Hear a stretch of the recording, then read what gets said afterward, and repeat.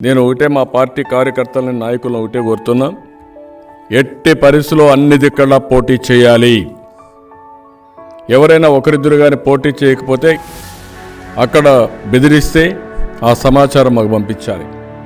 Telugu Desam party నాయకులు కార్యకర్తలను కొన్న వాళ్ళు మాత్రం ఫీల్డ్లోనే ఉండాలి.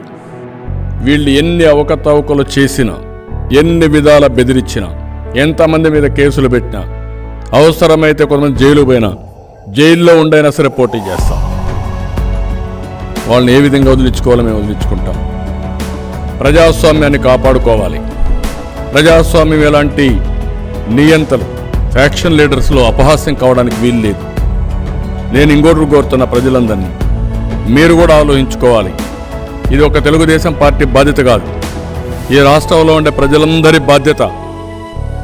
ఈ ఉన్మాది పాలన నుంచి, ఈ నియంత్రణ పాలన నుంచి, ఈ ఫ్యాక్షన్ రాజకీయాల నుంచి రాష్ట్రాన్ని కాపాడుకుంటారా లేదా అనేది మీ అందరికి కూడా విజ్ఞప్తి చేస్తున్నా. ఎప్పుడైనా ఎలక్షన్స్ ఇంత దారుణంగా జరిగాయని అడుగుతున్నా, ఇంత ఫార్స్గా జరిగాయని అడుగుతున్నా. ఎప్పుడు జరగల రాష్ట్రంలో. అంటే మీ ఉద్దేశం ఏకపక్షంగా రాసుకుంటారా మీరు రిజల్ట్స్? బెదిరించి మీరు యునానిమస్ చేసుకుంటారా ఎన్నికల్ని? తద్వారా రాబోయే రోజుల్లో ఏం సంకేతాలు ఇస్తారు మీరు? అందుకే నేను ఒకటే కోరుతున్నా, 151 మందిని గెలిపించి ఈరోజు ఈ స్థాయికి తెచ్చుకున్నాం. మళ్ళీ ఈరోజు వాళ్ళు చెప్పినట్టు గెలిస్తే మీ ఆస్తులు కూడా మీకుండవు. అదే జరిగింది తిరుపతిలో.